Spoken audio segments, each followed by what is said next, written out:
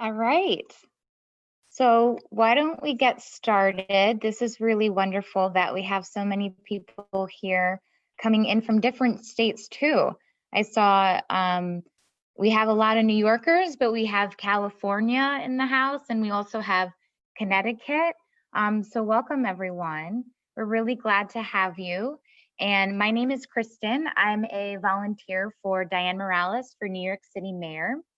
And we're excited to have you here for our forum on education for Black liberation.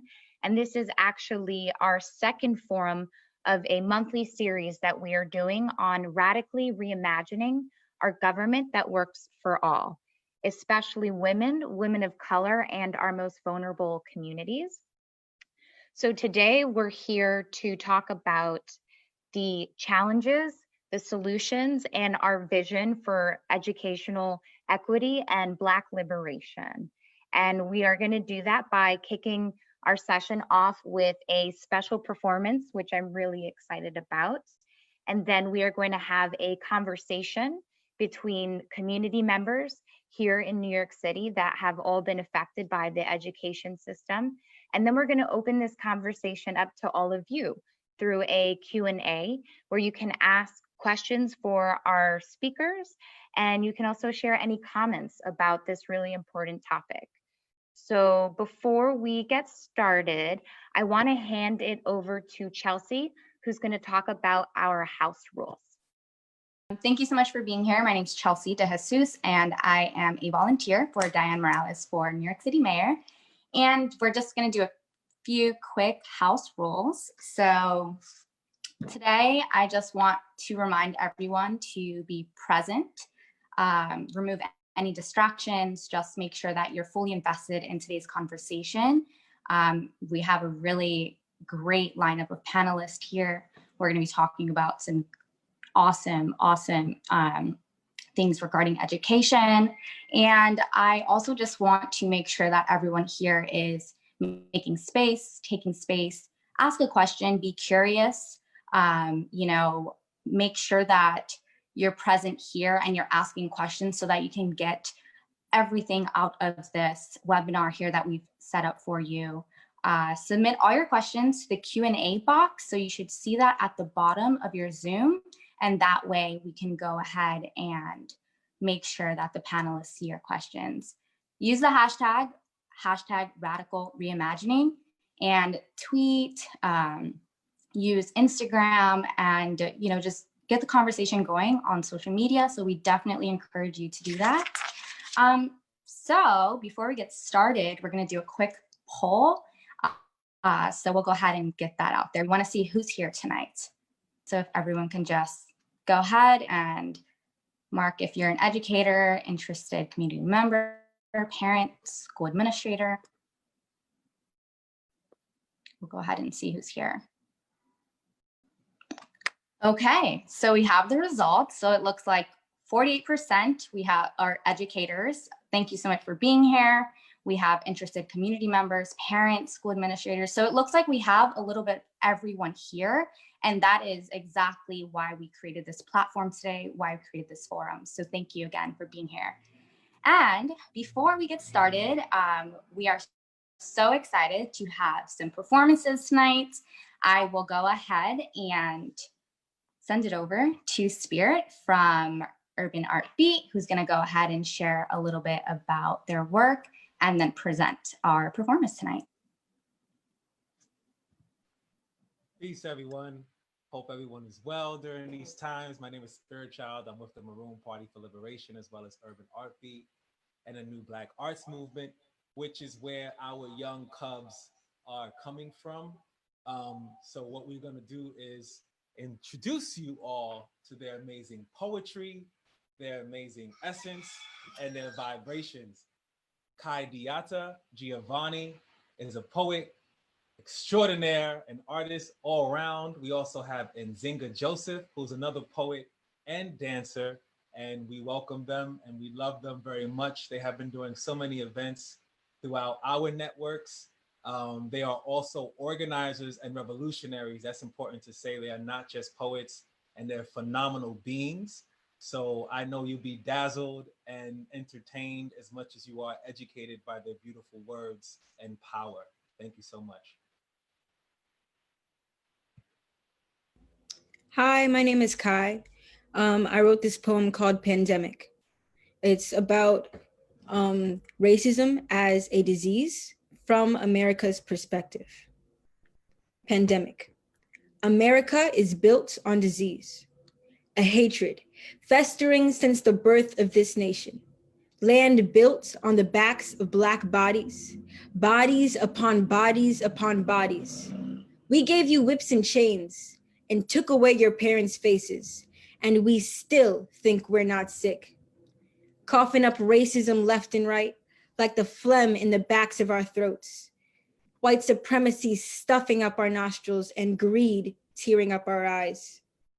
But America goes untested because the positive we'll get means we'll have to get rid of the corrupt cops we keep throwing up all over the place and get medicine for the headache called ignorance that we're so desperate to keep. Don't want to go to the doctors because they might tell us to wash our hands of all this blood. And that means we'll have to stop killing. So maybe we'll spit in your eye, make your temperature rise as slurs force their way up our throats and into yours. So maybe we'll all get sick and give in to this pandemic. Thank you.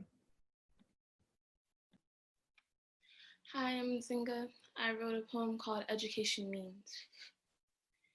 Education. I went to a school once, a school where I could learn what I wanted when I wanted, a school where I was pushed to my limits, a school where I could dance for hours, a school that allowed me to learn what I needed, a school where I could learn my history, my origins, my ancestry, where I could learn where I came from.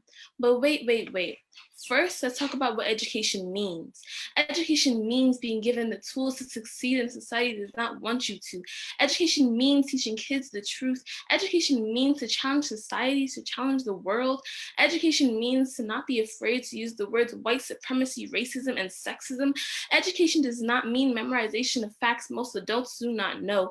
Education does not mean rating the intelligence of a child using numbers and letters. Education does not mean determining a student's success based on a scale from 1 to 10. No, I mean a scale from poor public schools to elite private schools. Second grade, held back because of low test scores. Fourth grade, suspended because they have learning differences that are seen as behavioral issues. Sixth grade, failing history class because you begin to question society. Ninth grade, leaving school to make money that is more certain than that of a college degree. 12th grade, deciding not to go to college because of fear of not being able to pay back the debt. Education means being given the tools to succeed in a society that does not want you to. Education means teaching kids the truth. Education means to challenge societies, to challenge the world. Education means to not be afraid to use the words white supremacy, racism, and sexism. Education does not mean memorization of facts most adults do not know. Education does not mean rating the intelligence of a child using numbers and letters.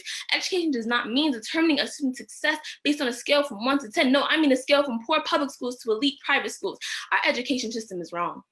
Plain and simple. Kids should not be overlooked. Kids should not be fed lies. Kids should not be forced to drop out to support their family. Kids should not be scared of going to college all because of money. Kids should not dread going to school. Kids should be allowed to grow. Kids should be encouraged to have fun. Kids should love learning. Kids should learn because their learning should not be confined to 4 walls. The amount of money a kid has should not determine if their education is good or bad. Creativity should not be squashed. Education and joy should not be mutually exclusive. Education should better our world. Education should be equal. Education should be transformative. Education should be accessible. Education should spark innovation. Education should be revolutionary. Education should embody Assata, Fred Hampton, Huey, Queen Nzinga, Queen Nanny, Josephine Baker, Malcolm X, Audre Lorde, Harriet Tubman, Frederick Douglass, all revolutionaries who have helped to change and better this world. Education should liberate us. Welcome, everyone. I apologize, I'm a little bit, I'm moved. I wish that they could have heard me clapping. Thank you so much, Kai and Nzinga. You are so powerful. You honor our ancestors. You make us all so proud. I am so grateful to you for sharing your talents with us this afternoon. Good afternoon, everybody. My name is Diane Morales, and I'm the first Black Boricua candidate for New York City Mayor. I want to welcome you all to what I anticipate is going to be a really robust and engaging discussion about public education in New York City and beyond, and the radical reimagining that we think it's going to take to actually make our education system one that works for all of our students by centering Black liberation. It's truly an honor and a pleasure to be here with all of you today. I appreciate you all joining us. I would be remiss, however, not to take a moment to recognize the extraordinary grief that so many of us are experiencing at this moment. The murder of Jacob Blake earlier this week is a harsh reminder that despite the diverse coalition of humanity that has come together since the murder of George Floyd in May, we have made no progress in halting the ongoing anti-Blackness and disregard for Black life that serves as the foundation of this country. The urgency of the need for new beginnings that centers the lives of Black people is clear. Our topic today focuses on a critical aspect of that: education for Black liberation. And I don't think after Nzinga and Kai, I don't think that I need to actually elucidate on what that means. But it is just as important for us to recognize that it's also a time for a whole new social contract. One that names the racial contract that has existed for too long, that applies different rules and laws to Black communities than it does to our white peers. I'm a first-generation college graduate, born and raised in Bed-Stuy. I raised my children as a single mother in the same community. I've dedicated my entire career to helping Black and brown folks in communities like mine fight to overcome the injustices and the inequities that are baked into our public policies and the institutions that are charged with carrying them out. The pandemic of COVID-19 revealed the pandemic of racism in ways that we cannot unsee. It really has exposed the pre-existing social conditions that are reflected in the lack of access to housing, employment that doesn't allow for, or the economic stability for caregivers and heads of households, and challenges in accessing quality education and healthcare. The disparities and inequities, the burdens that Black people have been carrying on our backs have been revealed at the very same time that we've been deemed essential workers, even while we've been treated as if we were disposable. It's time for us not only to stand for justice and the rights of Black people, it's time for us to demand representation at every level of government, from City Hall to the White House. I'm running for office because I believe that it's going to take us to create change for us. We're at a crossroads in time, and the path to the new future for us is clearly in front of us. I also have an unwavering belief in our power and our collective energy to create a new New York City, a new social contract, and a new country for all of us. I have unmitigated love for New York City, despite the injustices that it continues to impose upon me, upon my children, upon my communities. But I do believe that we can live up to the rhetoric of becoming the greatest city in the world. It's going to require an openness to new voices, to new ways of thinking. It's going to involve taking risks and becoming uncomfortable with the unfamiliar as we fight to create new possibilities. I think it's time for us to get what we deserve. We need to put our communities first and meet the needs of everyone. To do that, We have to be willing to refuse to go back and to disrupt the status quo. Because a system that wasn't built for us won't work for us. We've got to maintain this movement for all of us. Because time's not going to change things. We will. Thank you. I think it's time for me to introduce our panel, if I'm not mistaken. I want to hand it over to our moderator for the afternoon, Dr. Jamila Shanan.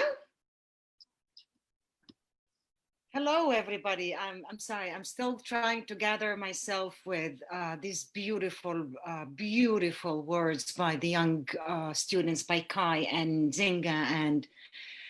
And yes, Diane, to your point, we are living in a double pandemic. Just to leave it at that. So our panelists today, this is such a pleasure for me to be moderating a discussion with these amazing people. We have Tiffany Torres, student leader at Teens Take Charge, an amazing group of students doing incredible things in the city. Kari Shabazz, former principal, education and political activist. Brianna Baker, educator and founder of Justice for Black Girls, and Tanisha Grant, a parent activist and CEO of Parents Supporting Parents. So welcome everybody, and so looking forward to what promises to be a strong, engaging conversation about is schools, education, and Black liberation. And I think Zinga you ended your poem, education should liberate us, Zinga says. So that's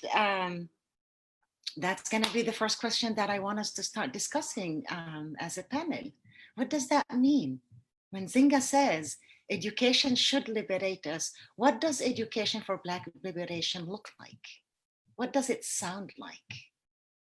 How do we know that we are now engaged in education that's actually going to lead to Black liberation, which Black liberation means liberating the country from its own disease? Given that the country refuses to go to the doctor, we're going to have to do it ourselves. So what does that mean? We're going to open up the discussion, and I want to invite Tiffany, our youngsters in the group, to tell us what you think, Tiffany. What does education for Black liberation look like?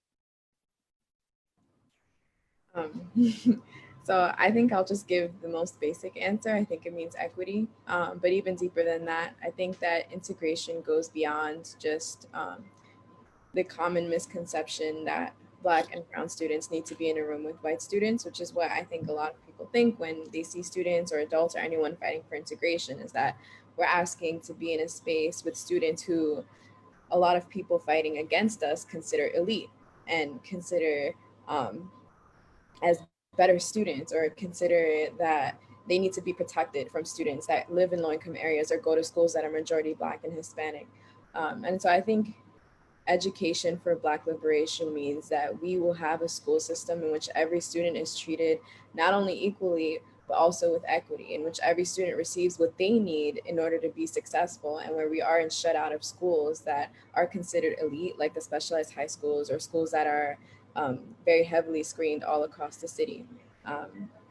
Yeah, so that's a short answer. I'm gonna invite the other panelists to please share your thoughts, but also respond to each other. If somebody says something that you feel like you would like to interact with, please do so. Brianna, would you like to go next? Sure.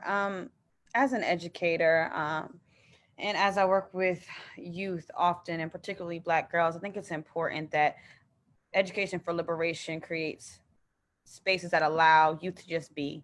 I often think about Nikki Giovanni's revolutionary dreams. And when she talks about being revolutionary, she talks about being a natural woman, doing what a natural woman does when she's natural. I think far too often our youth don't have the privilege of just being.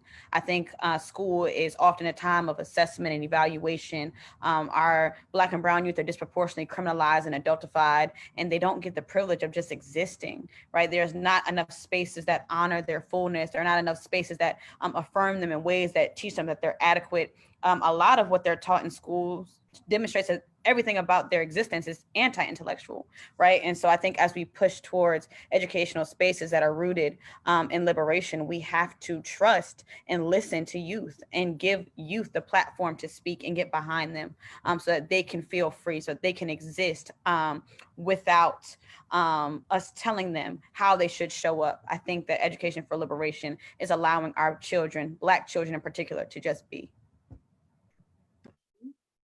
Tanisha? Yeah, as a Black mother, I totally agree with what Brianna and Tiffany have said. Education for liberation looks to me like bringing the child's culture into the classroom. Education for liberation looks to me like teaching the real history of this country so that our children know that they were someone, that their ancestors were someone before being enslaved. Education for liberation looks like us stop putting up all of these pictures of our ancestors in chains, rather than really explain what put Black people in the state that we are in today and what put education in the state that it is in today, and that's systematic racism. So education for liberation looks like, to me, the dismantling of white privilege and white supremacy in this country. Kari, would you like to go next? I think what was said was already well done. And I would add that in addition to all of those things, that the liberation looks like us as a people building institutions that uniquely advance our interests and protect us and continue to keep us safe from our enemies. And I don't mean necessarily just enemies in the sense of white supremacy, which is clearly that is definitely our enemy, but also our enemies in a sense of like the mindset and perspective that keeps us from actually doing the work of institutional building. So I'm assuming, Diane, you've already gave us a little bit of your views of what education for Black liberation mean. Is there anything else you would like to add? Well, yeah, I mean, I would say, want to echo everything that everyone else has said. The sort of slightly different way that I would frame it all is, in my thinking, education for liberation actually frees our young people's minds rather than indoctrinating them. And so, it's a fundamentally different model than what is currently used in this country, where our young people are sort of trained for the roles that society has predetermined that they are to fill, whether that is, the thug or the pimp. There's a pathway that is carved for our young people, and I think we have to really just erase that completely and start from a model that enables our young people to make meaning of the world that as they interact with it, so that they are able to critically analyze and understand the systems that continue to oppress them, and be able to create their own meaning for the world and interact with the world in a critical and analytical way. Thank you. Kari, I want to get back to you. You said something about building institutions to protect us. Do you want to elaborate on that? Yeah, sure. When I started to think about this conversation and conversations that we've had earlier, I think that we are trapped in institutions that don't protect us, and in fact, are very harmful to our development. And so I just think it's incumbent upon us to think about what that looks like, and also make a plan in order to deal with the backlash that happens when Black and Brown people actually separate themselves from this plantation of thought that keeps us in thinking about how we can be more palatable to others, instead of how we can, again, be involved in our best interest. And I would argue that the institutions allow us to force ourselves into a space that's been denied, and also be rulers of that space. So like, for example, when I think about how we want to engage our allies, I think if we invite allies into our space, and I'm not necessarily sure how good I am at ally development, but if we do, they follow our orders to the T, right? And we train them to do the work that we need them to do, because we are so often been trained to do the work for others. And so when I talk about institutional building, that's exactly what I'm talking about. What do you guys think, Brianna, Tiffany, Tanisha, about what Kari's just sharing? I see you're nodding, but maybe Yeah, I absolutely agree with him. I think that this country has purposely kept Black people from having their own, from building their own, from economic integration, from economic power. Every time that we did it, like out of Reconstruction and our Black Wall Streets, you see what happened. But yet we're the people that are the rioters, we the people that are the looters. So the narrative has been twisted to make Black people look like something that we're really not. And between, redlining and me paying more for college than a white person, and my kids, struggling to get a Pell Grant to go to college because Reagan decided that, college kids shouldn't get an education in the 80s. All of these things are put in place to hurt Black people, to purposely keep Black people down. So yes, we need our own. That was one of the reasons why I started Parents Supporting Parents, and why I unapologetically advocate for Black and Brown parents, because very often our voices are not heard at all. Yeah, I completely agree. And I think that a common phrase used is that Black and Brown folks need to be invited to the table. And I think contrary, I think we need full ownership of the table and being able to invite who we want on our own terms. And we need to be trusted with the capacity to have full ownership over the table. And so much of our existence is questioned and undermined and devalued. So much of our intellectualism is undermined and neglected. And we need spaces that are authorized by the unconditional belief that not only are we capable, but we're more than capable, right? Not only are we brilliant, but we are much of the builders and the prototypes for the work that already exists. And so I think that we need spaces that affirm Black and Brown folks and Black and Brown youth in particular. Tiffany, would you like to add something? Yeah, I was just going to say that this nation and its oppressive systems bank on white silence and bank on the voice also of white people. And so in order for us to be able to ever achieve change, we have to be able to take ownership of the solutions to the issues that we're currently facing, because everyone is quick to say something about our communities or to say something about Black and Latinx people and our progression when they haven't experienced or lived in our shoes. And so I think it's important for us to be the ones to let people know what our solutions should be, because we are the ones that are living our lives every single day. And so we have to be the ones to let people know what it is that we need and not be told what it is that we need. So how do we get there? How do we do this? I don't know the numbers exactly in New York, but in Boston, which is what I've been teaching for many years, the overwhelming majority of teachers in public schools, which are attended by mostly Brown and Black students, are white. The administration tends to be white. And white supremacy is so embedded in the culture that sometimes it's a little bit hard to even name, to even put your finger on it when a student is banned from attending their graduation because of how they decided to go natural with their hair. How do we get to where the vision that we're talking about from where we are at this moment? Jamila, can I ask you to restate the question? There's been a request that you actually speak up a little bit.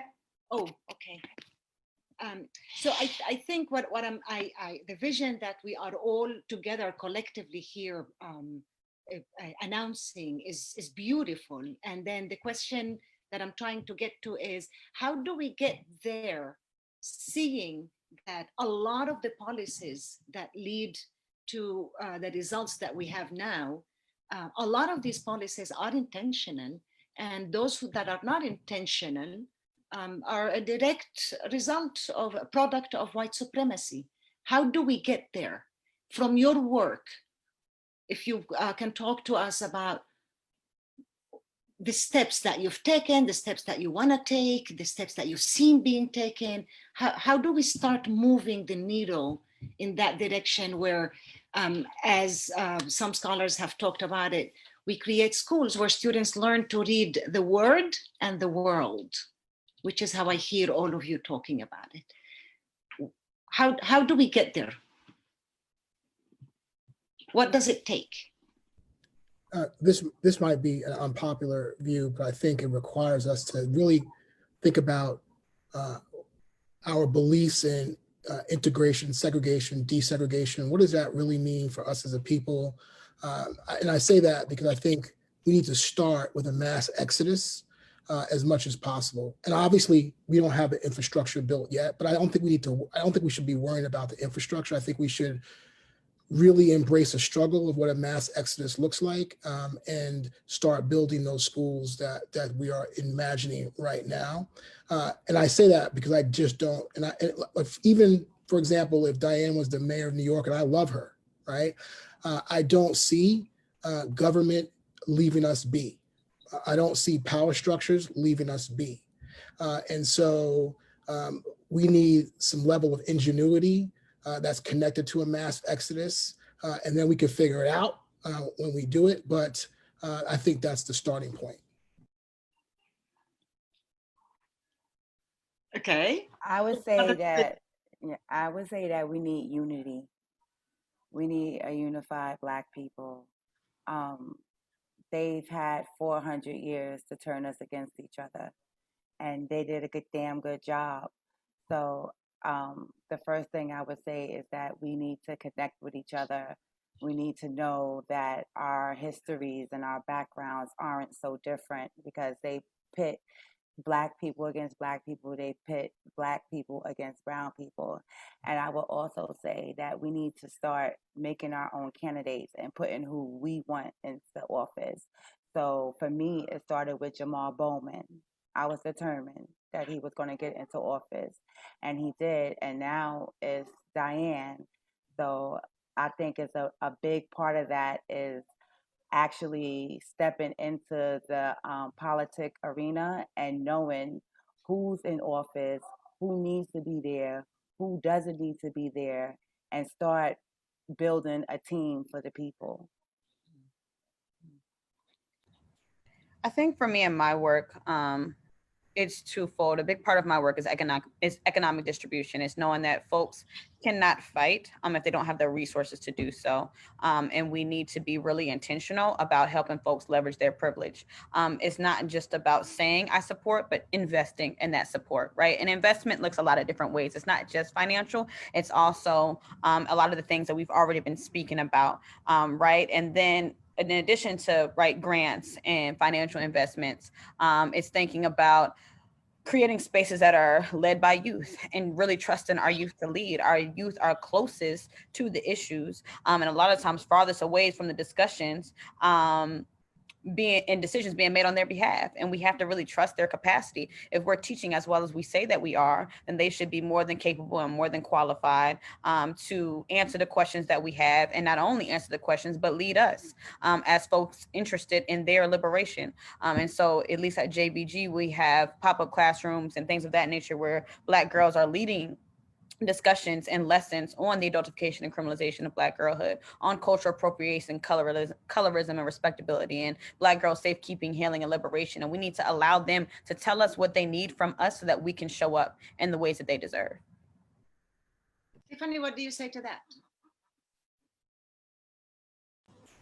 I completely agree. I think I can just speak on the work of Teens Take Charge a little bit. Like we have over 60 active members representing over 40 different high schools across the city. All students who have been impacted by the public school system, students who have experienced privilege throughout their entire educational experience, and also students who have been on the other side of the education system. And like we all come together to discuss our experiences, and we realize every single meeting there's a new student who comes in and they're like, wow, I didn't know that this was happening to me, or I didn't know that there was a reason why the schools I've attended lacked these kinds of resources, or I didn't even know that I didn't have these resources.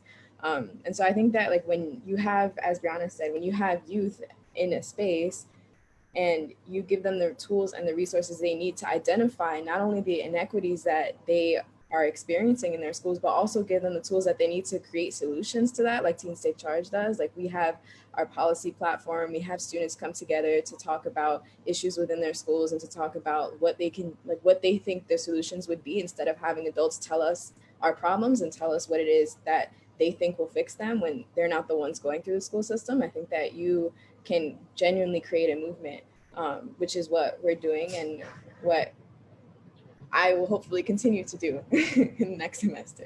So what is it that Teens Take Charge are working on? What are they demanding? What have you been doing? So our overall demand as an organization is the elimination of all screens in high schools. Middle schools are a little bit different because they're all like operating with zones. And so high schools are a more tangible action to take. So for people, I think most of everyone in this Zoom is from New York City, but just quickly, like some schools have academic screens or like attendance screens where they say a student from a certain middle school like can't come to my high school. Whether that's because of their attendance, it's because they give priority to people that live in that district, or because of their grades, or just a lot of times things that are outside of a student's control, especially at 13 or 14 years old, just to keep them out of the school. And so the schools that are most heavily segregated and majority white and Asian students are also the most heavily resourced. And so we advocate for the elimination of all high school screens. And also, I haven't spoken about Teens Take Charge in a while, so sorry if this is very long, but we also we advocated to save SYAP, which the mayor tried to completely eliminate. We were able to advocate to save 35,000 jobs over the summer for our youth. So that, along with the repealing HEC Calandra and eliminating the SHSAT. So those are some of the things that we're working on right now. Okay, so Tiffany, you are lucky. We have a parent, we have a former principal with years of experience, we have the future mayor of New York, and we have a school teacher who is focusing on Black girls. I would love to everybody to tell Tiffany, what do you think about what the young people are working on? Let's start with that, the question of high schools and screening. What does a parent have to say? What does a principal, a teacher, a mayor? What do you tell Tiffany? I'm with Tiffany. I think that all sorting mechanisms need to be eliminated. And that's what education is in this country. It's a sorting mechanism. It is a machine that decides who has access, who gets access, and who does not. And there are a number of tools that the oppressor uses in order to sort children, and in particular, sort Black and brown children. And so I'm certainly with Tiffany on the removal of sorting mechanisms. And again, when we talk about that, we also need to have the courage to stand up to the folks who believe in it, right? Those children's families whose mothers and fathers stand outside of Stuyvesant with picket signs and say, which essentially says Black and brown children are not welcome. And so in addition to just advocating for it, then we need to be able to have the capacity to beat back those movements. Yeah, I want to jump in here. Jamila, you're muted. As everybody is answering, I want to invite the attendees, the audience, the participants to give us your opinion in the chat about screening for high schools. Make sure that in the chat, you click on the button that says to all attendees and panelists so that everybody can see everybody's answers. As the panelists are talking, we would love to hear your voices through the chat. Yes, Diane. I just want to say, Diane, can I just say one more thing on that? Yeah. It doesn't make sense to only think about it from the K through 12 experience, because the sorting mechanisms are also the way in which universities and colleges receive students as well. And so if they're not on board in doing the same thing, then I would say that the K through 12 movement would be, not fruitless, because I think it's important, but the end game is actually, for many of those folks, college and beyond. Mm-hmm. Thanks, Kari. I just want to chime in. I want to tie this sort of Tiffany's response to something that Kari and Tanisha said before. So Tiffany and I actually met last year as a result of sort of being kindred spirits around the work that Teens Take Charge was doing. I am a graduate of Stuyvesant High School, and so have firsthand experience with that sorting hat that is the education system, and fully support the work of Teens Take Charge. I think that, the other thing I would say on this, and this goes to, Kari's understandably cynical perspective about the change that is possible, but also to Tanisha's point about the need for our communities to come together. Part of why I decided to run for office is actually that I believe that we can't, I've always been one to think that we need to work shoulder to shoulder, elbow to elbow in the community in order to create change. And I am a fervent believer in that. However, I also believe that in order for us to really undo these structures and institutions, we actually need a sort of a two-pronged strategy. And that means some of us have to be on the inside, if you will, in those positions, and those of us need to be on the ground, and we need to work together. Right? It's going to take us working together to really dismantle, because as the expression goes, you cannot use the master's tools to dismantle the master's house, right? So, we need a different tool. And I think that it's time for us, as I said in my opening remarks, to be represented at all levels. But we cannot be satisfied with getting someone elected into office that is our choice. We have to keep the pressure and the movement going long beyond that. And one office is not enough, right? We have to infiltrate the system, and we have to tear it down. And I really believe that we have to do that together. And so I've been on the ground, all of my life, and more recently with Tanisha and others in the struggles. But it's going to take a concerted effort for us to actually create the kind of change that we're all talking about. And I believe we are at a critical moment in time in the history of this country. We're not going to get this window again. We have this window. It's not going to be open for very long. We need to push, and we need to push hard. We need to push together, and we need to do it now.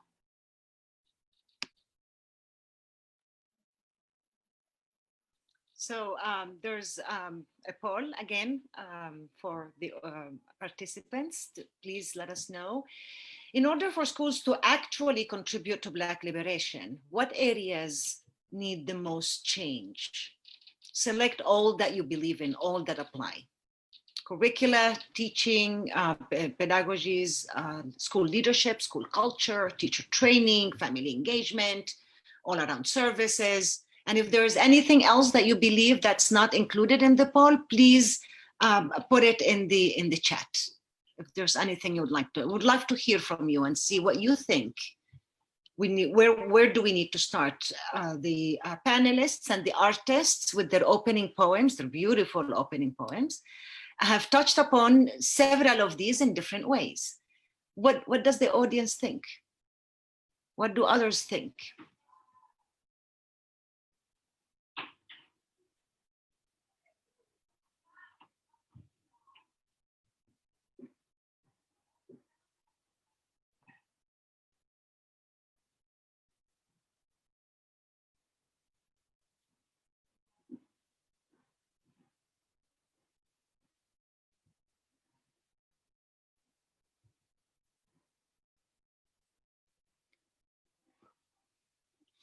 Brianna, when you were talking, you used an acronym that one of the members from the audience is asking you to say it again and explain what it is.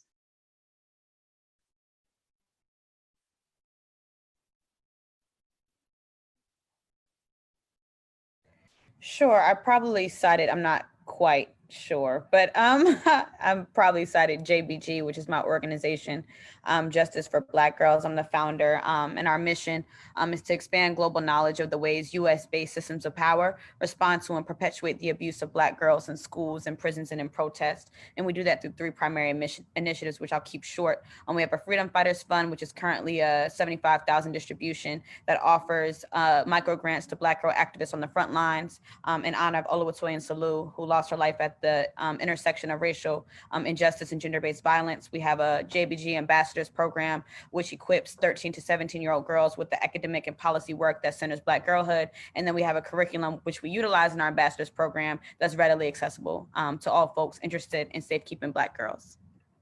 Thank you. Thank you. So can everybody see the results of the poll that we just did? It does look like everything needs to change. So when we say dismantle the system, we mean dismantle the system. All means all. And as we can see, curricula, what is taught, the content becomes very important. And I just wanted to go back to something that's already been mentioned. It's not only for Black and brown children to learn their history, it's also for white children to know all the lies that they've been brought up to believe in. Because these kids actually think that they are in power because they earned it. They believe it. So it is. No, I'll leave it at that. I'm not. Tanisha, as a parent, and the work that you do, what kind of things have you been doing in order to dismantle these systems? Well, recently I became the lead admin of Wall of Moms, but now we're Moms United for Black Lives because we took Portland's leadership. We took Portland's lead with Black leadership, and we didn't want to be the Wall of Moms anymore. So I have a lot of white moms in my group, and like you said, white children are raised to think that they're better than. I mean, they used to have nursery stories like 10 little niggers on the bed. So from nursery rhymes, white children are taught that they're better than Black people. So it's kind of the reteaching of them too. So a lot of Black people don't want to take it on, but I do take it on. And I have a Zoom every week where I just talk to, white women and men that want to make a change, but don't necessarily know what they should be changing or what's racist or what's offensive because it's just their life. The average Black person wakes up and knows that they're Black, but the average white person doesn't even think about their color. That's white privilege. So it's in dismantling white privilege. Not only do Black people have to change the way that we think, we also have to help white people to change the way that they think. Well, some people might say, regardless of what they think, what we're going after is changing the structures in terms of education. Yeah, that's part of it, because a lot of teachers that are biased don't even know that they're being biased. They don't understand that not remembering Tanisha is biased, is hurtful, but you're going to remember Sally and Jane. They don't even understand that Black girls, we're just sassy. We're just born with something inside of us that is Black girl magic. And, that is taken as disrespect, and we're not trying to disrespect anybody, but then it's taken as we need to be put in our place. We need to tear those systems down. Like, everybody who is who they are, if a white student is yelling or acting up, is considered, she's just going through something. But if it's a Black girl, she's being disrespectful, she needs to be punished. It's very punitive for Black girls, especially. So we have to rethink all of that. And, you know, our white teachers have to really understand why is it that they think like that. Mm-hmm. As in terms of school leadership, Kari, from your experience in all your years in school leadership, what would you add to this conversation, to this particular question of what needs to change, and in terms of to turn schools around, if that's even possible, if you think it is possible?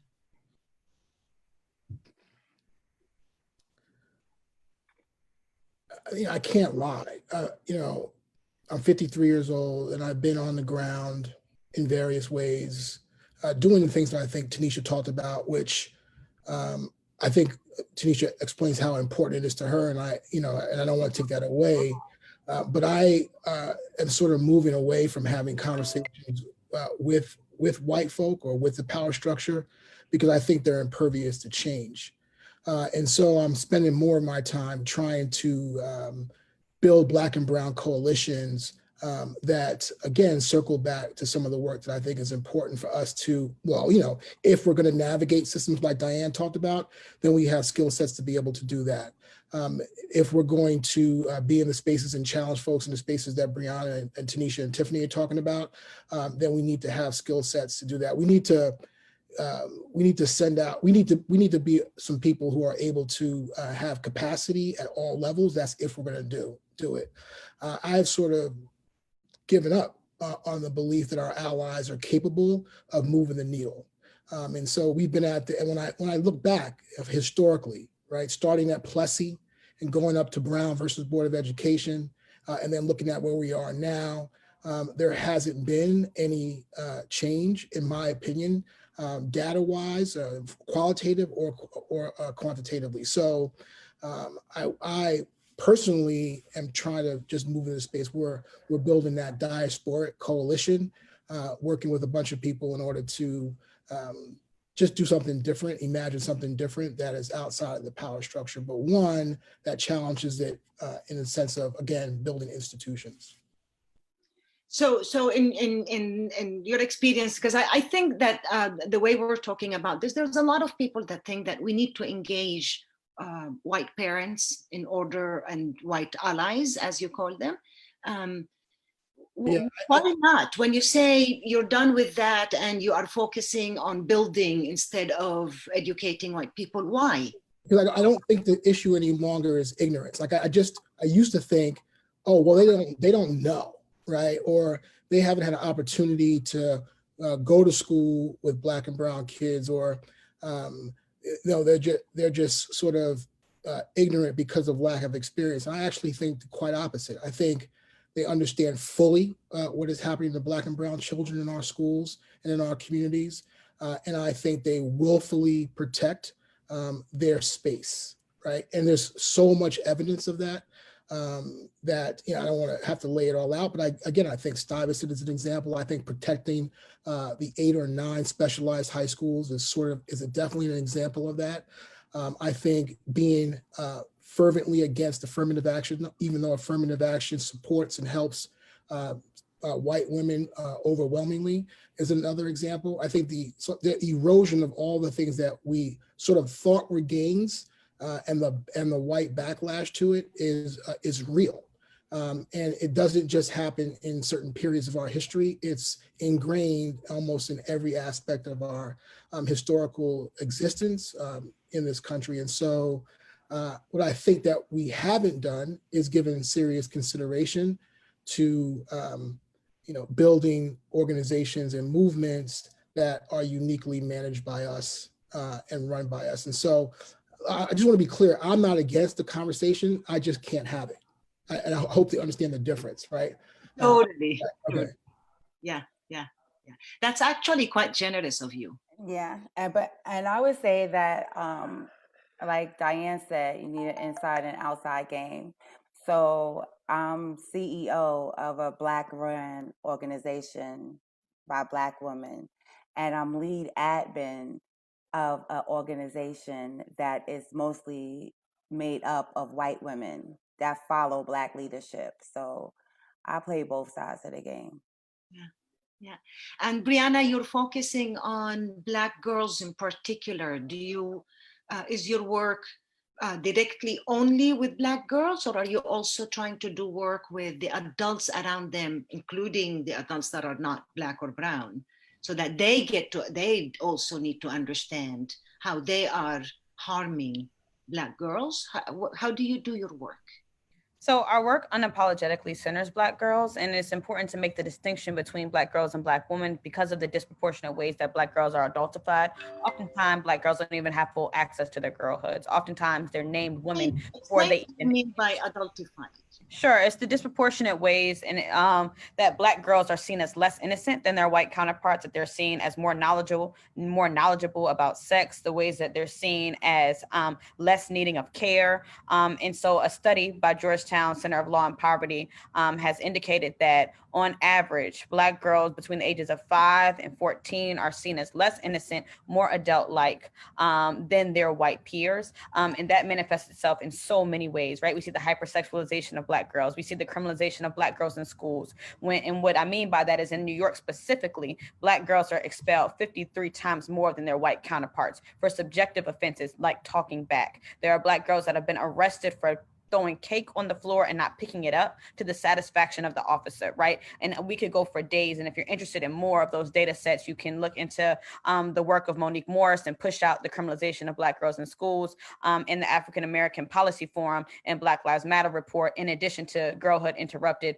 again, authored by Georgetown. There's so many data sets around this work. And so that's what I mean when I talk about adultification of Black girls. So in that vein, Justice for Black Girls is unapologetic about centering Black girls. Black girls are the only demographic when you think about Black youth who do not have federal funding supporting their initiatives. Disproportionately, when you think about the school to prison pipeline, you see Black boys. When you think about police brutality, you hear Black boys. Tamir Rice's sister actually witnessed his death. He died in her hands, and nobody knows that story because they didn't care to think about the ways in which Black girls experience police brutality uniquely and differently, but of the same magnitude.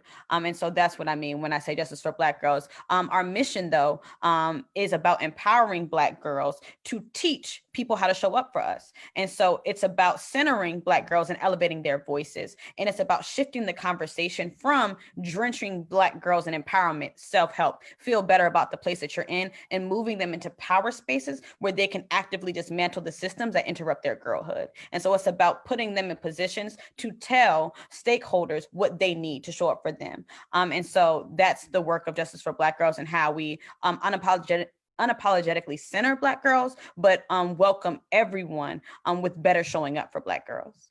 So Tiffany would be an example maybe of what you are trying to do, where we have a young girl, woman. I don't know, Tiffany, how you see yourself. You're about to go to college. How have your experiences in school, Tiffany, helped you get to the point where you are? I think, I'm sorry, it's a little noisy in my background. But I think that, what do you mean, like my experiences, like academically, or? So for example, one would say that you attended these very same schools and lived in the very same cities and structures that criminalize Black girls. And you are here, a member of Teens Take Charge and actively involved and, moving on with your life. So how did your schooling help or did not help? What allowed you to become active in Teens Take Charge? Yeah, I think that it was especially, it became especially blatant to me because I identify as Afro-Latino, so both of my parents are immigrants from the Dominican Republic, and there's a lot of anti-Blackness within that community. My mom's actually screaming in the background.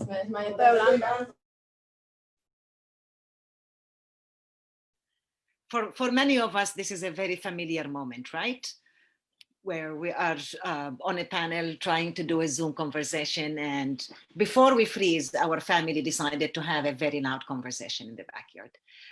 Until Tiffany comes back, Diane, I wanted to ask you, you went to one of the schools that we've been talking about, that we've exam schools. Is that how you call them in New York? Yes, the specialized high schools. How was your experience there as a student? I will tell you this, that I've got some key lessons I can share from that period of time in my life. The first thing I will tell you is that was the first time in my life that I realized that we were poor. Because I had grown up in, my Black and Latino community, and, we were all the same. And so, we had enough of a bubble, I think, to just feel like we were okay, we were getting by, but you go to a school at the time, the school was actually predominantly white, those demographics have changed. But you go to a school like that where people are traveling to the Hamptons. I didn't know what the Hamptons were. I didn't know what skiing, going skiing. I didn't know what getting a nose job during spring break was. Right? You get exposed to those things. You are not prepared to navigate those things. And the way that those schools handle students is by making you feel inadequate, making you feel less than, and making you feel like that's the standard, right? So that was the beginning. The sort of closing story for me at Stuyvesant High School was when I went to the guidance counselor and said, for totally misguided reasons, I want to go to Dartmouth College. I knew nothing. As a first generation college student in my family, I didn't have any guidance at home. I decided I wanted to go to Dartmouth College. Who knows why? The guidance counselor said to me, you are not going to get into Dartmouth College. You need to focus on the CUNY system and the SUNY system. Not that there's anything wrong with that. That's me saying that, not her. Because you only have a 93 average, is what she said to me, right? So, of course, I was defiant enough, I was whatever enough that actually I went ahead and I applied early decision to Dartmouth because I wanted to prove to her that she could not define me, that she could not set limitations on me. The reality of it is that it was the worst possible decision for me personally because I had no guidance. I got in.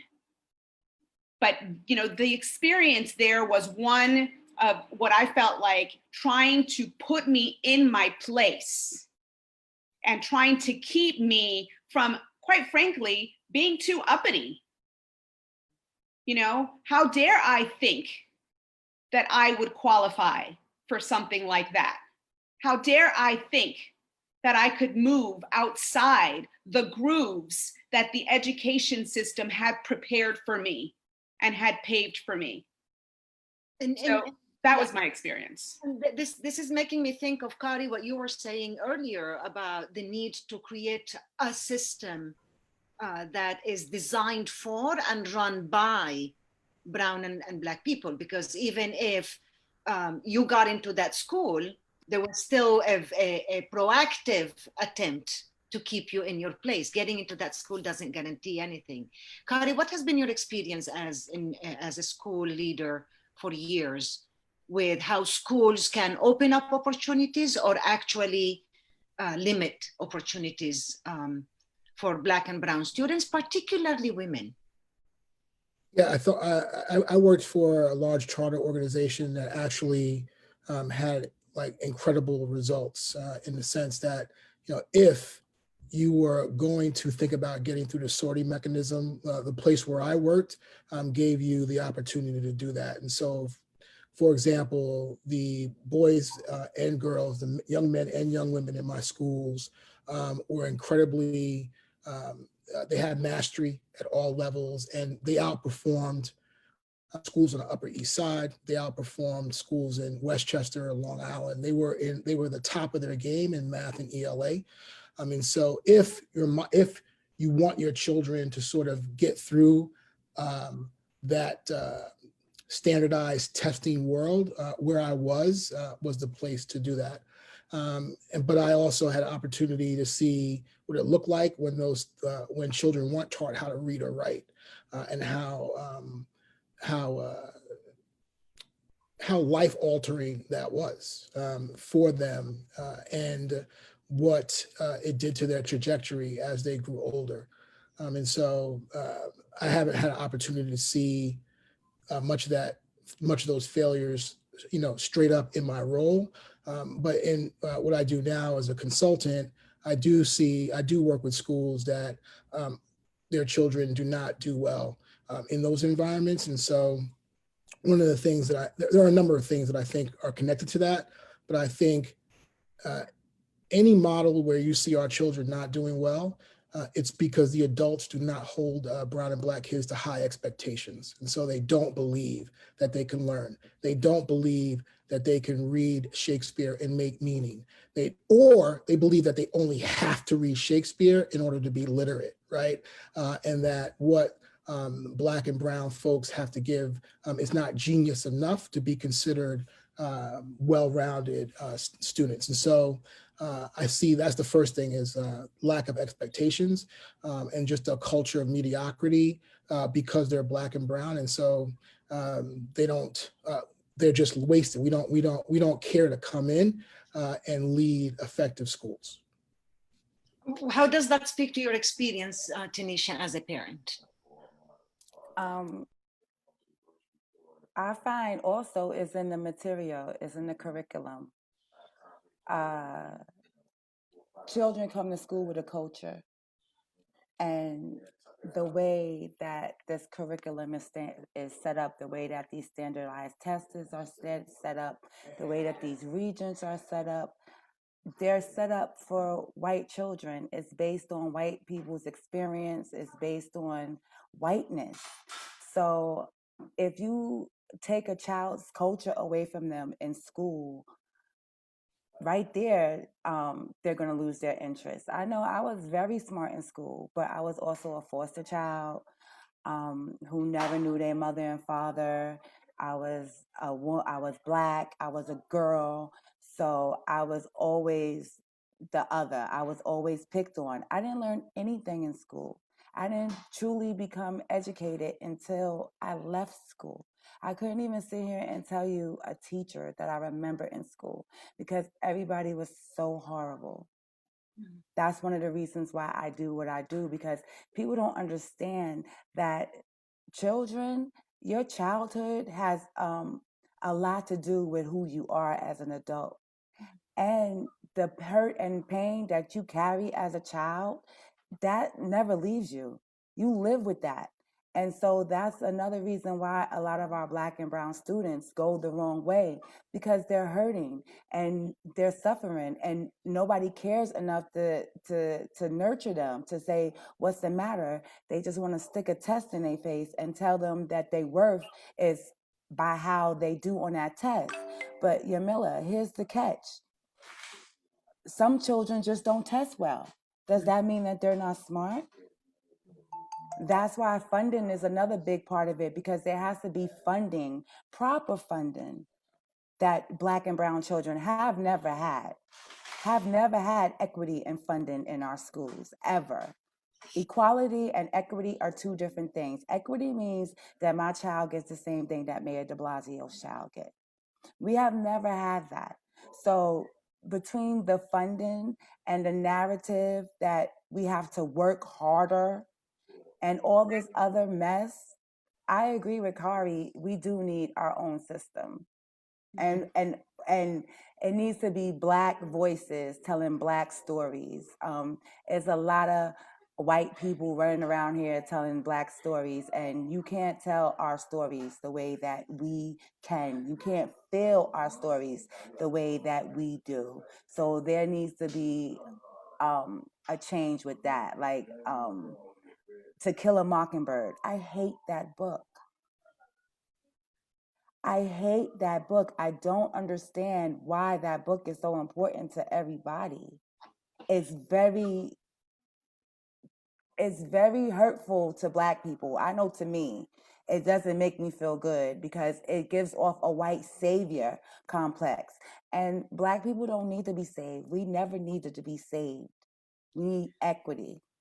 I mean, if anything, I am an outsider. I came to the US a couple of decades ago. If anything, the only good stuff that's ever happened to this country is because Black people did it. Like, correct. If you remove the contributions, the everything that Black communities, Black and brown communities, have blessed this country with, when you remove it, that's why they have to resort to mythologies. So that's why the curricula is full of lies. Tiffany, you're back. Yeah, sorry about that. My internet cut out completely. Yeah. Do you remember what you were saying? Do you want to pick up, or Can you repeat the question that you asked me? or instead of repeating the question and you'll remember and bring it up, what I'm going to ask you now to talk about is your experiences in school. We talk a lot about what's not working for Black girls. My question to you, Tiffany, is what is working? Is there anything that's working in schools?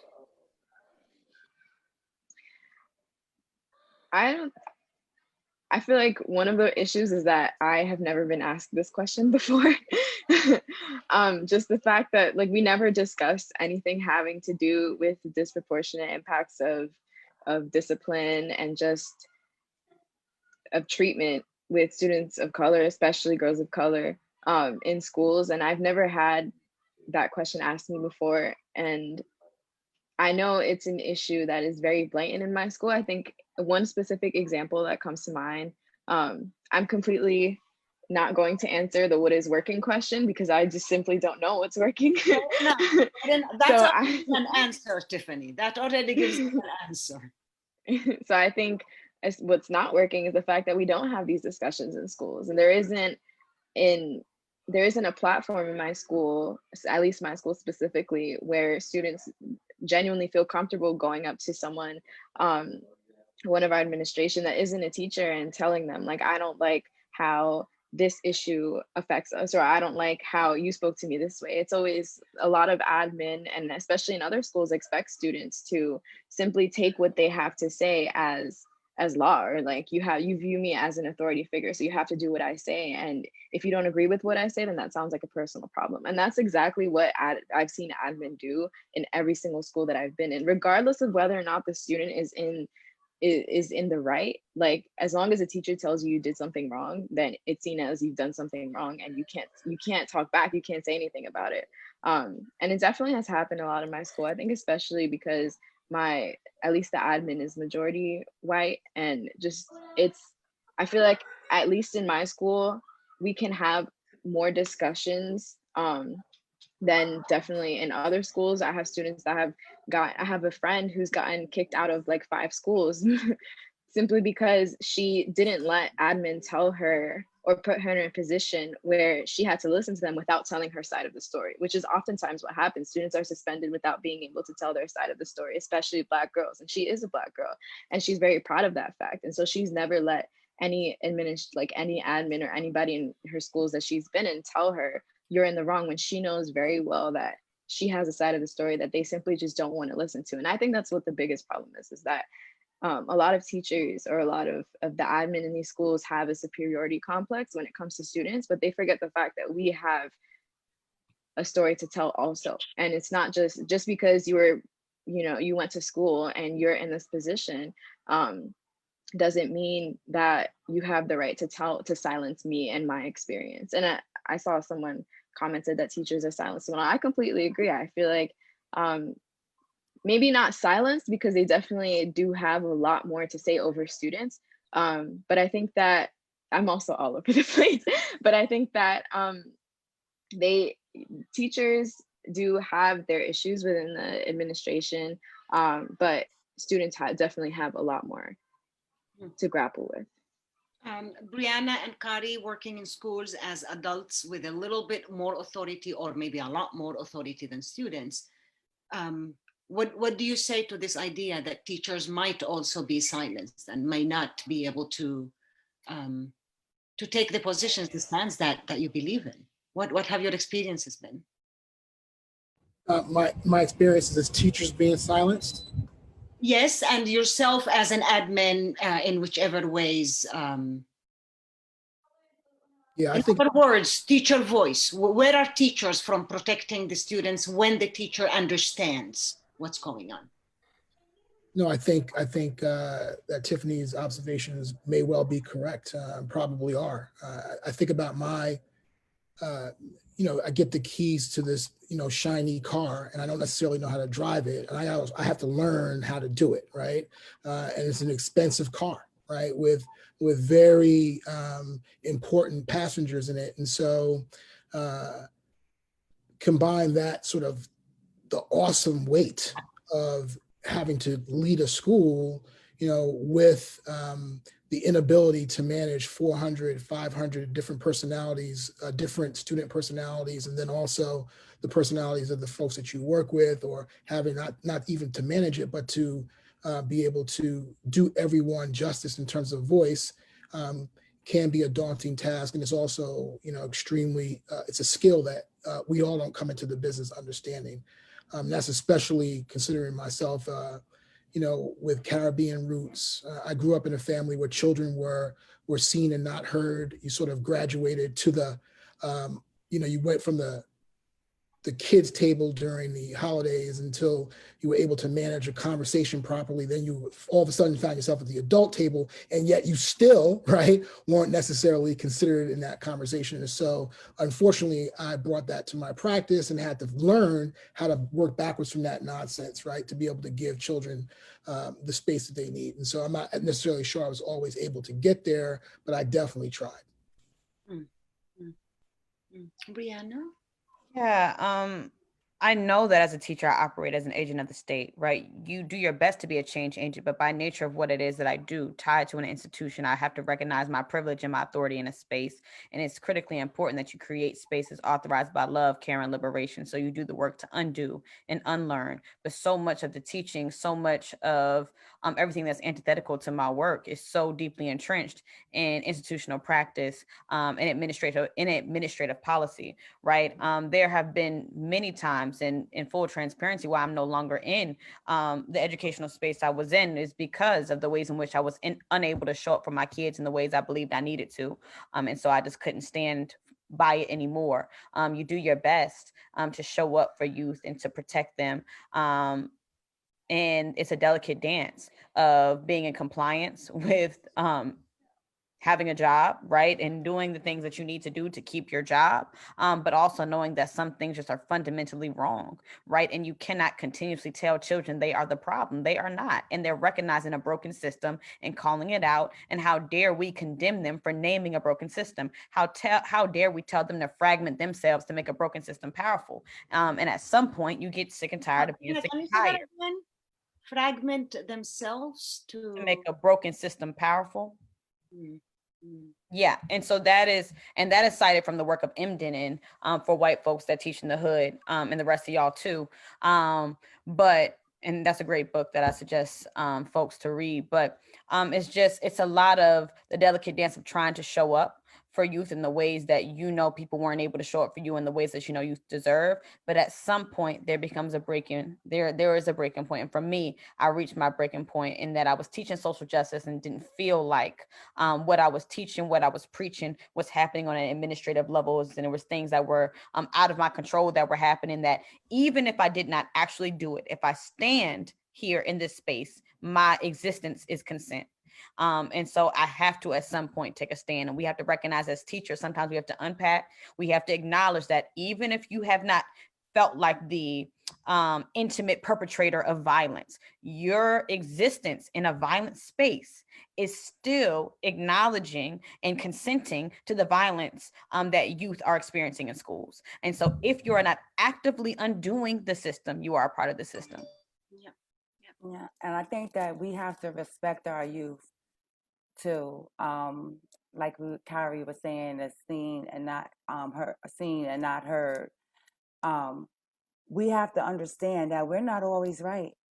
A parent can make a mistake. A teacher can make a mistake, and we have to own our mistakes and take accountability for our mistakes and tell that child, "I was wrong."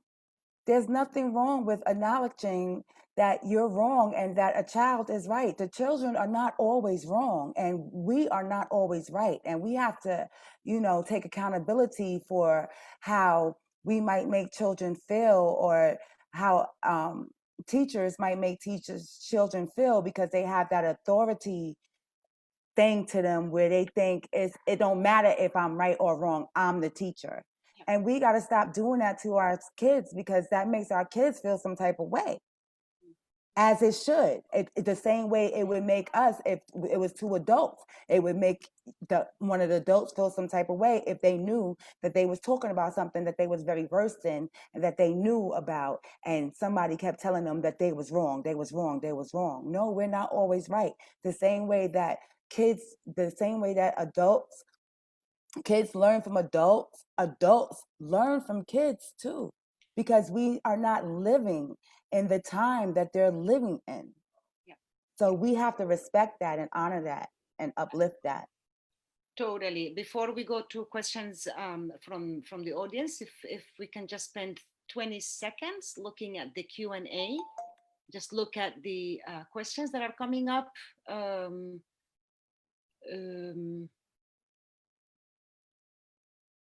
So we can interact with them in whatever time we have left. I would like to answer Ozzy's question. There's been talk about implementing a law policy to ensure that to be an NYPD officer, you must live in New York City. Thoughts on law policy for teachers? I just think the police being in our schools is totally harmful to our kids. Our kids going through. But that's not the question, Tanisha. The question is, if we were to do this similar idea with teachers, so in order for a teacher to teach in a school means that they would have to live in New York City. In New York City. There's cops that live in Staten Island. They're horrible. Okay, so finish your thought. Yeah, I don't really think it's where they come in from, or if it's in their heart, it's in their heart. If it's not in their heart, it's not in their heart. So it doesn't really matter where they live. Look at Bensonhurst. Look at what happened to Seth Hawkins. That's in Brooklyn. So I don't think it really matters if they live outside of the city or inside of the city. If the teachers, if you're a good teacher, you're a good teacher. I know good teachers from all over the nation. I know bad teachers from all over the nation. You know, I know teachers that come in from other states to come to different states to uplift students, to teach students, you know, better than they've been taught. So I don't really think it's where you live, it's what's in your heart. If you're really there to nurture the kids, or if you're there to teach them how to test and be like, oh, I'm the teacher, I'm the principal, I'm this, I'm that, and you must do this and you must do that. Are there anybody else would like to address this particular question before we move on to other questions? I think that if you're going to force children and families to live in an archaic system where they can't cross boundaries, artificial boundaries to get an education, then your ass should teach, you should live where you teach. And there should be no contradictions around that. But because I do think it's a good idea to be able to have that residency requirement. And I agree that cops don't have it, but they should. And so I think, I think it's a good idea, just to answer your question. Anybody else would like to address this particular question? Okay, so there are a couple of other questions that are here. I don't want to choose which question we go for as panelists. Any of you would like to answer any of these questions, get us started, and then we'll all try to also chime in with the same question. I'd like to talk about the liberation question, given that that's the topic of today's session. Liberation is defined as the act of setting someone free. What would a holistic plan look like? I'm going to throw some things out there. I'd love to have a conversation with all of you about it. But one of the things I've been saying fundamentally about education in terms of the overhaul is that we have to change what we teach, and we have to change how we teach it. There is nothing about the way our schools are set up today, whether you're talking about physically, if you're looking at the kids, the young people sitting in rows and the teacher at the front of the classroom in front of a chalkboard, or in front of, if you're lucky, a smart board. It looks exactly the way the school system did in the 1700s, which just perpetuates exactly the same functions that the school system, again, was established to do, which goes back to the sorting hat concept, right? From a content perspective, we need to be teaching our kids. I talk about 3 core areas: digital literacy, technology, financial literacy, and civic literacy. Any topic that you want to teach a young person, math, science, literacy, Can you say all them of that again? fits under that. Can you please name them again? Yes, I said digital/technology. I said financial and civic, right? And all of this needs to be done in a way that is actually liberating, right? We need to teach young people in a way that is fostering dialogue between students and teachers. It is not a hierarchical model where, the teacher is the know-all person who is imparting knowledge to a young person. Again, this goes to the whole idea of co-creating and helping. What teachers should be doing is facilitating a young person's understanding and ability to analyze their world critically. And we can do that through those 3 prongs, and we can do it in such a way that equips our young people with the understanding of the systems that they interact with on a daily basis, so that they are capable of doing the analysis necessary to understand how to disrupt those systems. That to me is true education, and true education for liberation. That's just one step. So in terms of content, Diane, that's a proposal you have. Any of the other panelists would like to comment on what Diane said, or maybe would like to add also other aspects of what education for liberation looks like, what it entails? I would just like to build off on civic education in schools. I think that I know that without Teens Take Charge, I would not have become politically engaged, and Teens Take Charge, the opportunity was extended to me, or I learned about Teens Take Charge in an outside program. I didn't learn about it through my school. We never really discussed anything political or anything current, relevant to today, relevant to our education, to our livelihoods, until one class, a random class that happened our senior year in government, which is a senior year requirement for everyone in New York City.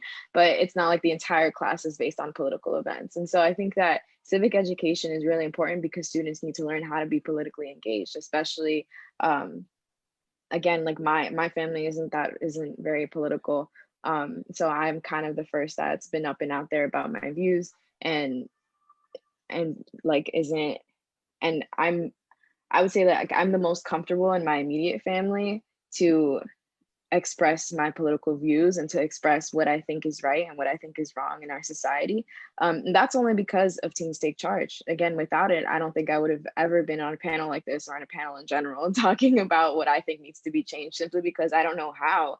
And even with all of my involvement, I've been in Teens Take Charge for almost 2 years. I think next month makes 2 years. And I still, half the time, don't even really understand what's going on in the DOE, what's happening day to day in city politics. Like, it's very confusing. And the fact that we aren't taught to understand that and to be able to dissect what's happening on a day-to-day basis, to be able to dissect how it is that these policies affect us as students. And we don't even understand that we have a voice that needs to be heard in the system, because we aren't taught that we have anything to contribute. And civic education is really important, and it's critical for schools to start teaching that early on, because again, if I hadn't discovered Teens Take Charge in that one random day, I wouldn't be here today. I wouldn't be so involved in education politics in New York City. I probably would be going on a completely different path than I'm going on now.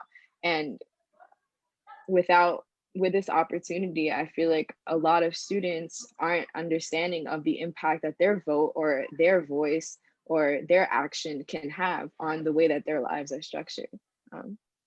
And Tiffany, just to your point, I teach teachers. A lot of teachers don't know how it works, because only 20 years ago, they were the students that you are now, and they were never taught it. And when they become teachers, they get so bugged into the day-to-day, and there are many other reasons. So yeah, to your point, I think that this is gonna be, this is crucial, this is important. Yeah, yeah. Anybody else would like to add, contribute, agree, disagree to any of what has been said so far about these questions? If not, you could pick another question and address it. I would just say that to piggyback off Diane and Tiffany, nurture our children's greatness. Instead of concentrating on what they can't do, concentrate on what they're really good at doing. Because when you do that, it opens up the child to be a little bit braver, to try to figure out what they're having trouble with. But when you're always downing a child on what they can't do and you're never uplifting the things that they do very well, it's very harmful to the child. So always encourage the child, because every child has something that they're magical at. You just have to look and, really take the time to figure out, like, what's this child's passion, what's this child thinking about, like what makes this child mind work. I don't think that we can do that with standardized tests and regions, and because we're not giving a child's mind the chance to explore and to grow, and like Diane said, to learn about credit and what it's going to cost to go to college. All of that stuff should be being taught in middle school. Yeah. Coming out of 6th grade into 7th grade, our kids, social emotional learning. If the child is not well mentally, it's really hard for you to retain information when you have a whole bunch of things going on. Wonder what try to find out what's going on in that child's life, at the home life. Like, really get to know your student. Don't just teach them a lesson. So, Tanisha, you're touching upon the question of standardized testing and how then, because they become the way that the sorting mechanism works, it impacts what everybody does on day to day. And a couple of questions are asking about community control. Is that the route? Is that where we need to go when no child left behind? It's actually many children left behind. Was instituted. So what do you think? What do you say to the people who are asking questions about community control? What? See, this is the thing. We are the community. We've been out here for years advocating for our children. For years. But nobody sees us. Okay. Nobody it's not that we're not advocating for our children. It's not about not advocating. It's about actually redesigning the system in a way that communities take. And with the communities out here talking about redesigning the system all the time. The community is the parents, the teachers, the students are coming together, are collaborating with each other, and it doesn't get as much attention as it should. There's people out here every day working on the community. If something happens in my community, I don't call the cops. So we've been doing it for our communities. Just nobody sees that. Yeah. What about others? Kari, Brianna, what do you think about the two questions that touch upon community control? Before we ask Diane to comment on that.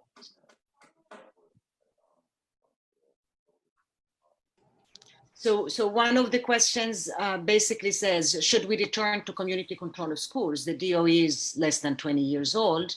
And then another question here is basically saying, how else can we gain community control of education? We have a window now to create our own liberation schools. Any advice on the first steps? Yeah, I'm sort of going to sit that question out only because I work backwards from fundamentally believing that it's not going to happen within the current system. And it's not going to happen going back to an older system, which looked a little bit different, but yet still oppressive. And so I can't really construct an answer to that question because my belief system is so radically removed from that thinking that an answer just wouldn't make sense here. So I'm going to sort of sit that one out. Okay. Yeah, I would, in that same vein, as I've stepped out of education as a teacher full time to pursue my nonprofit work. My work is radically reimagining worlds where we have full agency and we have full control. And so I don't think my sentiments would be much support there either. Okay. So no, I know Yvette, you said I should keep talking, but like, I really don't know what to say beyond that, you know, because I don't intentionally want to sort of kill the vibe of folks who really deeply believe that you can make change from within the system. But for me personally, right, like I've already concluded that that's impossible. And so like Brianna, I'd like to do something different that looks more suitable to, like, I think what my skill sets are. So I do think, Kari, you should keep talking. I'll come back to you in a second, because I think that it's not about bursting the, I don't know, the English language you used. It is about actually, this is the purpose of dialogue. You have a lot of experience in different contexts, and you've tried it and you've done it. And Brianna, you have too, from within the school. And it becomes very important for us to hear your voices telling us, so why did you decide it's not? And just for this, for transparency, I did the same. I started my career as a school teacher and then decided this is not the place where I can do what I think needs to be done. And maybe that's why I moved to teacher training, because I'm hoping that I can help teachers get better training than I did. But I do think that it is important that you share your experiences. What didn't work? Why did you step out? Why have you, and what are the implications? And Diane, I'm going to ask you to answer this question, and then I'm going to go back to you guys. The question will prompt us to say what we believe in. Mm-hmm. Yeah, and I encourage it. Kari, you should just bring it, because that's what this is all about here. I too started off as a classroom teacher. I taught back in what used to be called a size 7 classroom, specialized instruction environment 7, which back in the day was, in the special education world, the last sort of category that, or classification that they subjected our children to before residential. And I did that with very little training, actually with no training, quite frankly, because those classrooms were the most underserved and under-resourced, but with so much love in my heart for the students that I served. I had children ages 7 to 12 in a classroom. And I also sort of bucked the system, and was an advocate for one little girl in particular who I remember thinking did not belong in that classroom setting. And as a result of that, I became the target of the administration, because I was working with her mother to help her mother understand what she needed to do to advocate for her child to get her out of that classroom. And that was not welcomed in that environment at that point in time. And so, I was challenged in so many different kinds of ways, and my children, when it got to the point that my children were suffering, they were making my children suffer because of the things that I was doing. It was very clear to me that when you say my children, you mean the students in your class, right? My students, yes, that's what I meant. I did not have children of my own that I had born in, into the world at that point in time. And so I left the classroom, and I spent the bulk of the rest of my career creating systems that work around those structures to provide access and opportunity to students and young people in the community. That's what I've done. That's what I've just stepped down from for the last decade. There is something about, again, I'm going to go back to my original statement about, like, I don't think the answer is an absolute one side or the other, not right now. And in terms of scale and really wanting to take some of the lessons that I learned in figuring out how to work around the system and figuring out what the loopholes were and figuring out what the alternatives are, there's something about understanding what those barriers are and what those challenges are. And there's something about, I think, working together across those sort of, again, the inside outside thing. I get it, Kari. I am not Pollyanna-ish about this. I am not naive about the challenges or the difficulties that we are going to continue to encounter in trying to truly liberate and educate our communities. And also, I feel like we have got to keep trying. We have got to keep trying every alternative route possible in order to make that gain, to make those gains, because we're running in place here. I don't want to go back to the community controlled system, actually, because I didn't think that's the system that I taught under. And that's the system where, my assistant principal said to me, I don't care what you do with those kids. Keep them in the classroom, keep the door shut, and keep them quiet.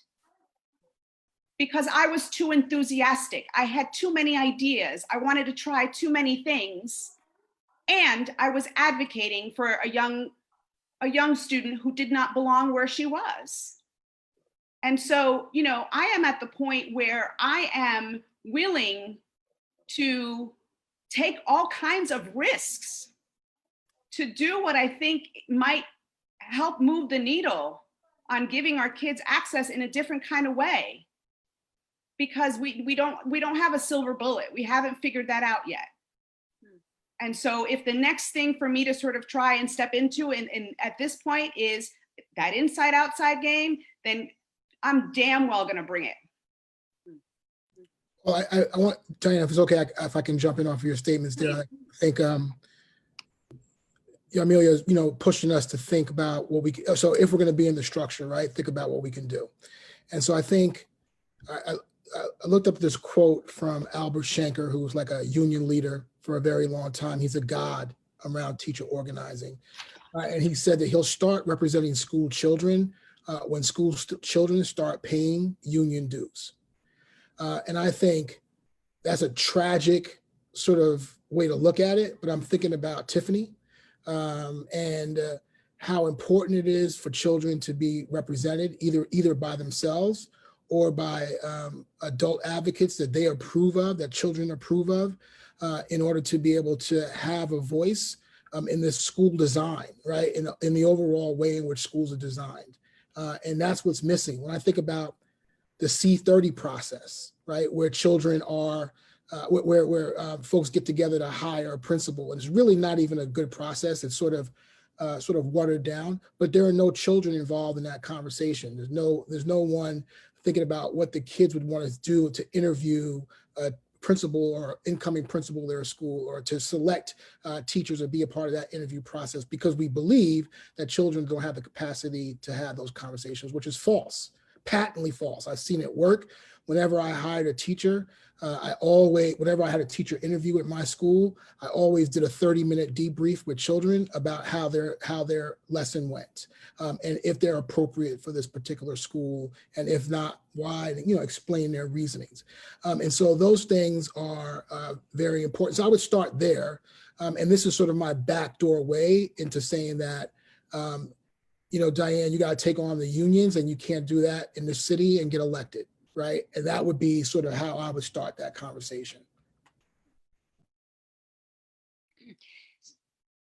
Tiffany, I would love to hear your thoughts. When I first came to the United States, I was very surprised because they told me that this was a democracy. And then when I came here, I didn't see actual student associations organizing the way we did in Palestine. I mean, maybe it's not in spite of the colonization, maybe it's because of colonization. We as students, since middle school, start organizing and demanding, and there's no dues, and but in the United States, it seems to be much more challenging for students to organize themselves. Tiffany, what has your experience been? I've been lucky enough to attend schools that have been at most supportive of student involvement in political decisions in New York City DOE politics, and at least they tolerating my high school. They tolerated me when I would always bring up an issue that I had with something going on with the school, or they tolerated me when we had a strike in our school in December. But I was also fortunate enough to go to a middle school. I went to Mount Hall Bridges Academy, and I think if you guys have been involved in the past few years in education, we were discovered by Humans of New York, and my principal, Nadia Lopez, we raised $1.4 million, I think, to take every incoming 6th grade class to Harvard. And so that was kind of like my first introduction to political activism because my principal was so involved. I kind of took that with me to high school. And so like luckily that seed was planted into us early on, but obviously that doesn't happen at middle schools across the city or doesn't happen to many middle schools at all. And I think that even when students are put in community education councils or PEPs or CECs across the city, they aren't given a vote. So there are students that are being represented and can say what they want to say just so that the adults can say, okay, we heard what you had to say, but it doesn't necessarily mean that they're taking it into consideration when discussing us. And so there are students that are on panels that are working in the DOE, interning in their offices, but they either have to remain silent or when they do speak, it's so that the adults can say, wow, look at that child speaking to us like they know what they're talking about. And then they don't do anything with what the student said. And so at least in my experience, that's kind of like what it's been like when we go to DOE or when we have meetings with DOE officials, which we've had many. They haven't necessarily, like the meetings haven't necessarily been fruitful because they don't take what we have to say seriously, even though we are the ones that are experiencing the effects of their decisions. And so yeah, that's something that we grapple with every day, especially because like the Oregon Teens Take Charge isn't made up of just seniors, like it's freshmen. We don't have many freshmen, but we do have them freshmen all the way to seniors. And so it's kind of like we know that not everyone takes us seriously, which is why we always go the next step to make sure that they understand like our demands are real and student voice needs to be taken seriously and as seriously, as heavily as they weigh adult voice. As always, Tiffany leading the way. So I'm going to invite everyone for final words. Tiffany is telling us this one very concrete step that she thinks needs to happen. Students need to be taken seriously, not only heard, but also included in decision-making. Final words, Kari, Tanisha, and Brianna, before we give the mic to Diane. Woo! That was great. That's my final word. I mean, just a great start to obviously what needs to be a very long-term conversation. And what I fear is that if Diane doesn't get elected, it's dead, right? Because when I look at the landscape of memorial candidates, I don't see that level of revolutionary spirit that New York City needs to have, and that's incredibly discouraging.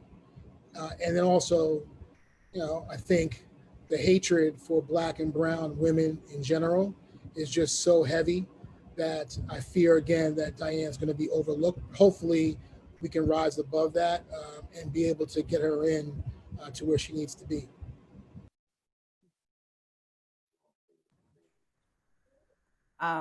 Well, in my mind, Diane is our next president, our next mayor. I just think that we just have to make it happen. We have to turn these conversations into action. I feel like we have a lot of conversations about things that we know are happening and things that been happening. And I feel like with Diane, we can finally move into action because I'm quite tired of having the same conversation over and over again.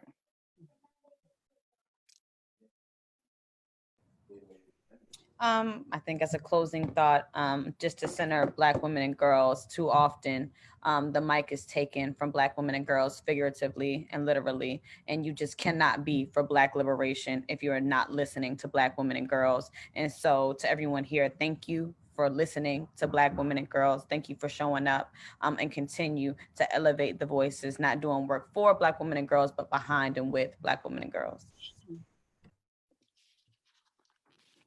Diane, you get the mic to close up with final words. As the next mayor of New York, we have to give you the mic. So I think we're supposed to pass the mic to Misha for a hot second first. Is that right? Am I? Yeah, maybe yeah. Hi. Hi, my name is Misha, and I'm a public school teacher and a doctoral candidate at Fordham, studying for ed policy. I'm also working the Zoom. So, here we go.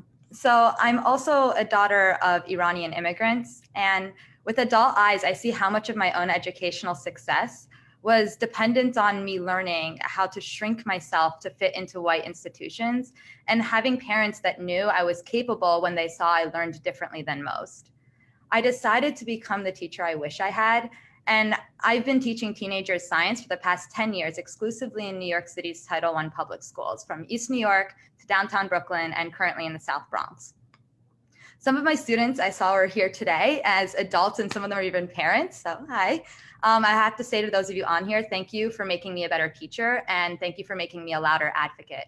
Unfortunately, in many of our schools, there's still a lot of reluctance to speak up against outdated racist practices. I've seen this culture of fear and racism show up in different ways in different schools and with different leadership.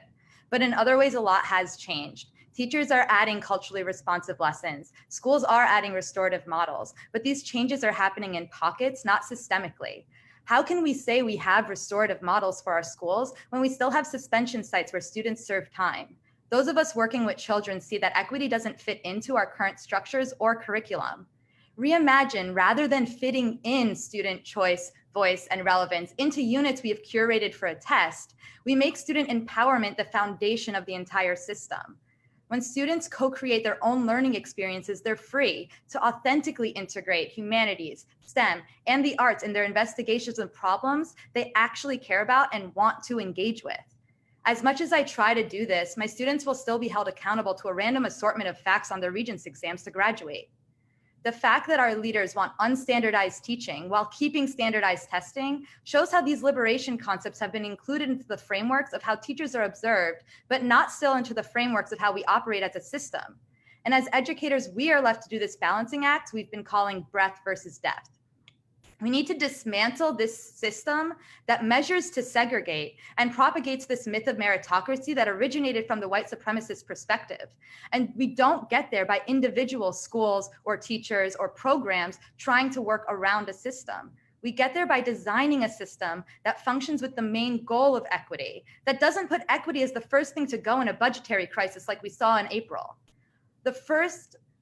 The current health crisis that New York City was the global epicenter of has only exacerbated the inequities our families face. Why is it that Black and Brown families are always being affected first and worst? Why is it we see these problems in a predictable nature and still do nothing? As we get closer to the reopening of schools, I see that the families I currently serve in the South Bronx are likely to be the canaries in the coal mine to close schools all over the city, just like we saw in March when the New York Times called the building where many of my students live Death Towers. We are using a city average skewed by outliers of more suburban city communities to determine if schools should close rather than looking at infection rates by neighborhood. We don't need more time to understand. We need leadership. I think Diane Morales is that leader. Diane understands the problems impacting our students intersect with healthcare, housing, climate justice, and segregation. In the expected budget cuts to come, we will need Diane's leadership to remind New York that budgets are moral documents. And our city has been defunding education for over a decade. I started Educators for Diane because I can't participate in this system without trying to change it. And I refuse to go back. No more deficit mindsets for our students and no more deficit mindsets for our city. Diane is the only candidate who is going to be able to lead New York City out of the devastation of this pandemic, not backwards to the status quo, but a way forward that uplifts our communities by design. And Diane doesn't take any money from corporations, so we need your support to get on the ballot. Please click the link Jenna put in the chat to give what you are able so we can make our reimagining a reality. My kids are depending on you.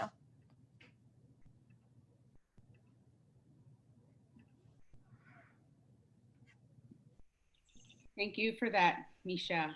Very compelling. So, you know, I'm going to close this up. This has been a rich discussion. It is the first of many. I think we need to continue to engage together to have this conversation and to co-create the vision for the education that we want to see in New York City. I think we each have the capacity and the responsibility to act to create this change. The future of our city is going to be determined by how we act to improve the lives of our children that have been misrepresented and underrepresented historically and underserved in every possible way. My campaign is about putting Black New Yorkers, Black women specifically, first, and centering them and understanding that if we elevate Black women, we elevate our city. Education, whether formal or informal, is a critical pillar in the new foundation that I think we have to build. It's all about liberation of the oppressed. As Bell Hooks once said, education is a means to the practice of freedom. It should be a form of teaching and learning that engages and excites our students and our teachers. Because when we educate as a practice of freedom, we don't just share information, we share intellectual and spiritual growth. Our students become engaged in learning as they apply what they learn to their lives. And it is only in that way that the oppressed are the ones who can change the world. It's on us, y'all. Let's do this.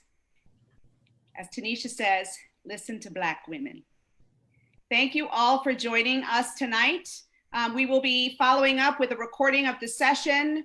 I am going to reinforce Misha's ask. Again, I'm not a conventional politician. I struggle with this, but the only way we can do this is together. If there is anything that has resonated for you in this session, in the vision, in the possibility, I implore you to consider donating to the campaign, a minimum of $10. It's gonna make a difference. We're gonna get there, but we have to do this together. We have to do this together. I can't do it without you. You can't wait until next year to see how things pan out. In order for me to be on the ballot, I need you now. Thank you. Have a great, blessed night. And I hope to see you all soon.